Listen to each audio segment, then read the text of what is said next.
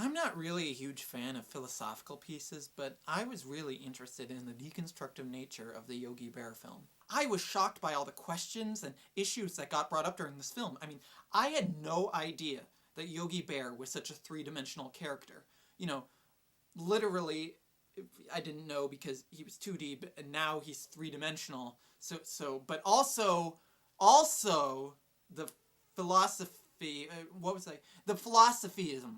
An even bigger question is not just Yogi Bear literally, but Yogi Bear as a metaphor. Park Ranger Smith cannot exist without a Yogi Bear. Jellystone Park cannot exist without their eternal rivalry. They're two sides of the exact same coin. It's like the biblical battle between God and Satan, battling for our soul, which in this case is represented by the picnic baskets, and Jellystone as Earth. But in the end, without either, what are we? Just tourists, anarchy, destruction. That is thousands of years old. That is a 1,000-year-old idea. Yogi Bear nailed it. But I'm getting a little ahead of myself. So, for the few of you who haven't seen the film yet, let me give you a little synopsis. Spoiler alert. Now, the Yogi Bear film is a reboot to the Yogi Bear franchise. Now, when you're doing a reboot, especially one that's, of an older series, a big thing you gotta worry about is, whether or not it can be modernized for today's culture. I myself was worried that the film would feel dated and out of touch with popular culture.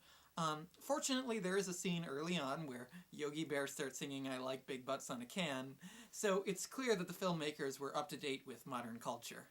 Now, before the film even starts, the filmmakers decide to waste our time by showing, a classic Roadrunner cartoon, but now it's computer generated. Yeah, like I came to this film to see a three-dimensional version of a 2D cartoon. So the plot details how Jellystone National Park is about to be shut down by the evil mayor.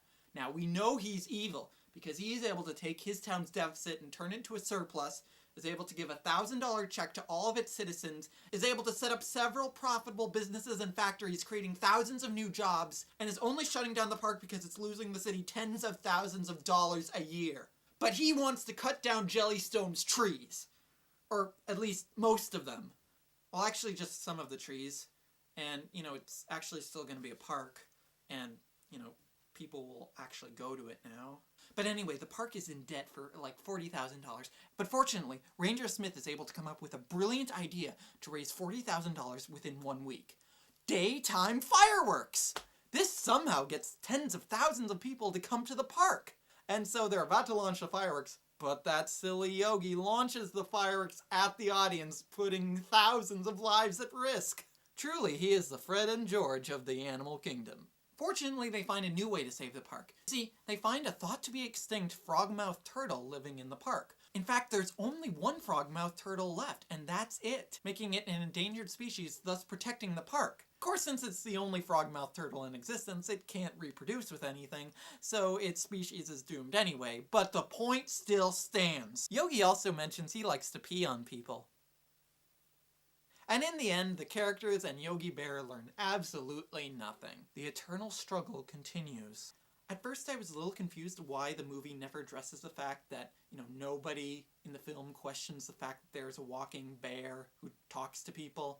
I thought that might have been a plot hole at first, but now I realize that is actually, the fact that they don't explain that really left it up to interpretation.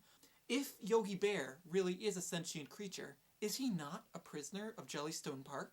Left on display for tourists? Forced to steal from the very society that shunned him? Or perhaps Yogi Bear is truly human and tried to escape into the quarantine sanctuary of the wild after losing faith in humanity. These are all questions that the film cleverly decides not to answer or even address, thus leaving it to the viewer to figure out, because what we think of will probably be better because we have more time. So if you're looking for a great philosophical piece and you don't want all the answers spoon-fed to you, I would definitely recommend seeing the Yogi Bear film. It's better than the average film.